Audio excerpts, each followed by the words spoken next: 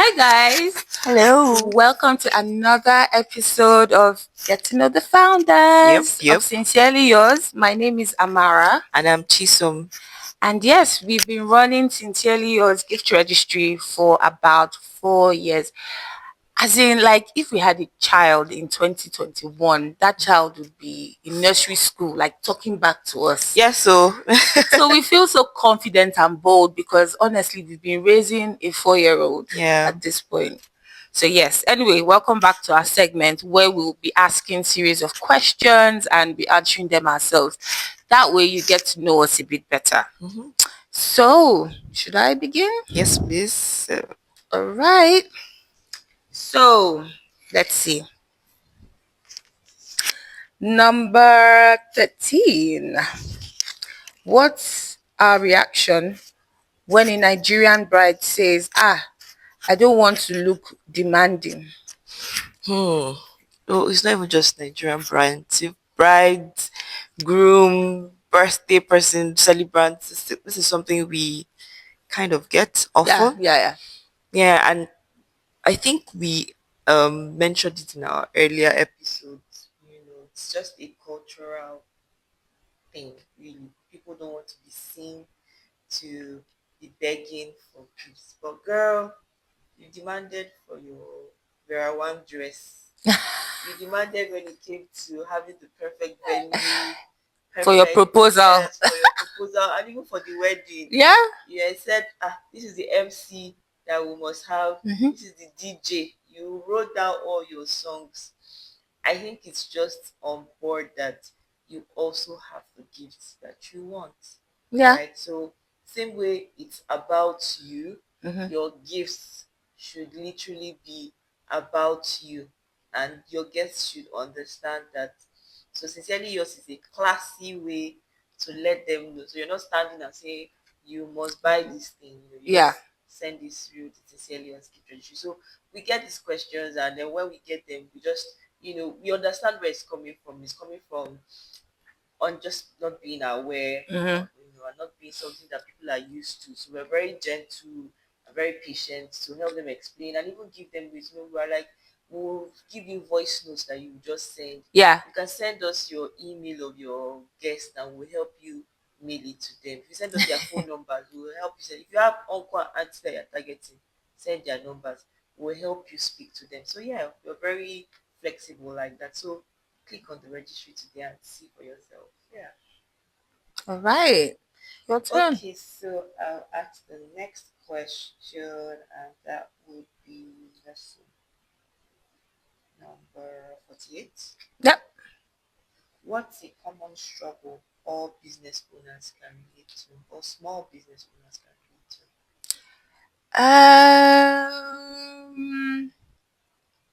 Funding. I don't know why I was even overthinking and overthinking. Funding. Oh. Money. Money, just to put it out there, like black, even if Nigeria, I guess you don't see yourself as black and white, but if you were to ask for foreign grants or funding, like I think it's like 0.2%. We Yeah, get 0.2% exactly. of all global funding in the world. So it's difficult. Like sometimes I lie awake at night, I'm just dreaming big about Sincerely Yours. But honestly, because we don't have, because our funding is so limited and we are just trying to get by, it's hard to materialize all those big dreams. But the good thing is that because we are small and agile, we are very flexible. We are very much able to say, this doesn't work. Let's do this. Yeah, Let's chop the steps yeah, into smaller bits, and that's how we've been able to get by. So yeah, funding still remains an issue, but um, it honestly it brings out your creative juices. It just keeps flowing. And another thing that I would admit, and it's something I said in the previous video, is just more about getting a mentor. Just how do you run a business? A lot of the things we've experienced is on the job. Like we didn't know we yesterday. learned from experience. We didn't know yesterday. The issue happened, and then we had to fix it. But if we had a mentor or some kind of like support, it's not only about money, even if money is important, but that support to say, yeah, you're going to run into XYZ. and some of the good advice we've got, we've been able to implement, and we see like the difference in terms of like what's done for our business. So honestly, getting a mentor, again, it's hard, the black women space, but I would say that would be an issue for small businesses. Yeah, I agree. I really do. So please, if you have funds, 30 billion that you're not using to do anything, please. All right. Okay, my So turn. yeah. Number 21. Who stresses more when an order is delayed? Yes, it's me. Yes. I do not sleep because Amara is so such tell on board me. with this thing that when anything goes wrong, she's not having it. But I think it's really important, in a previous episode, we were talking about good cop and bad cop. But it's also important that in terms of organization, and just somebody whose eye is in everything, there's somebody who is more on the okay, let's see how it goes. I think we also fall into that, Yeah. those boxes, and Yeah, but it so balances out. yeah, it Yeah. does. And she really does ensure that orders are done on time and promptly. So yes, she definitely does stress more I when stress more. orders are not come Yeah, and not done. Yeah, I do lose sleep, but also having that balance to say is not the end yeah, of the world. Which honestly, when I'm stressing out, I honestly do feel it's the end of the world. But again, having that calm, partner to just say, we'll get by it. Let's think through it. And usually it's always resolved. And because our business is very much about customer service, even when things happen that is not within our control, because as we explained in every episode, like a lot of power is really with our vendors because we are still small. So there are loads of delays, delivery delays that we can't control. And then it's just realizing that, yeah, you just have to explain to the customer, ensure you're communicating each way, and just leave the rest to God. literally. But yes, literally breathe, communicate, leave the rest to God. Yeah, that's what I would say. Yeah. Your Okay. turn. So what's the next question I would ask you? Um, Number 17. Okay. And it says, how do we feel when someone says, I don't need the registry? People will just dash me money. You won't believe how often people think like this. Yeah, people think that, and that's been one of our risks. So we create a registry for you. Your wish list is there. Everything is on the registry, but people don't use it because they've gone through your registry and they are buying the items from the market because they think it's cheaper, or people are just saying, okay, you created a registry, so you need money. So they go behind, and Yes. which, is cost of doing business, is cost of having a gift registry service. And that's one risk we have to take to account. But we always tell like customers like that, like at the end of the day, it's not about, first of all, it's very brash to go and just say, I need money for a wedding. But if you do that and it works for you, congratulations, happy birthday, good luck. But at the same time, you want to be a bit more cordial and just more polite about it. And that's where a gift registry comes in. And it's also realizing that you're not just targeting the person you're meeting in front of you. You're targeting uncles that live in a different state from you.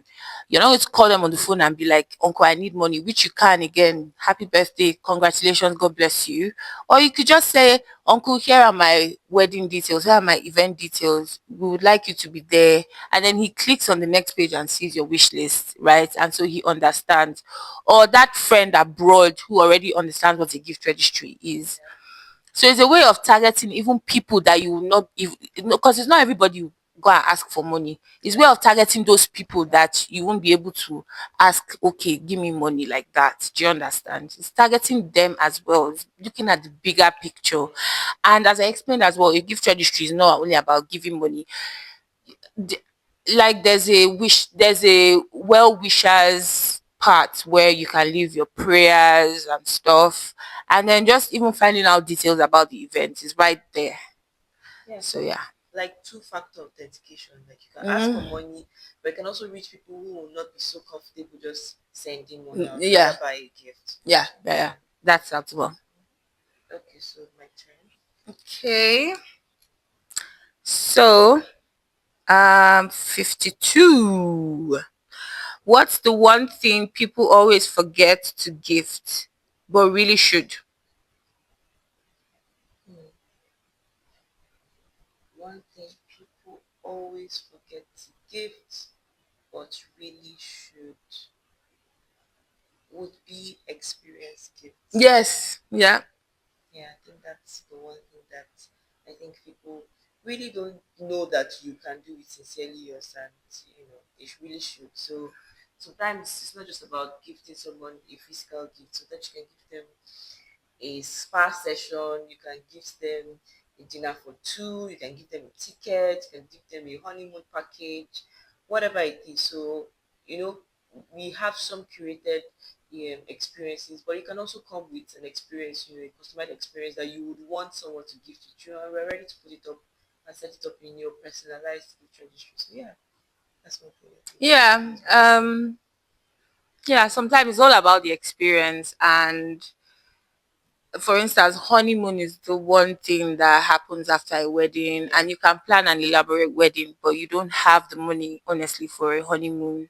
And it's nice if friends get together or like a family member yeah, to just say, okay, like I know you're spent out, but I wanted to save this for your honeymoon. yeah, I didn't want to add to your many plates.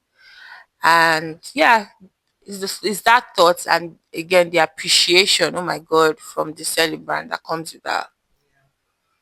yeah. Yeah, Okay. and we can't do that for you too. So Yeah, we can't do that through our registry. Just ask.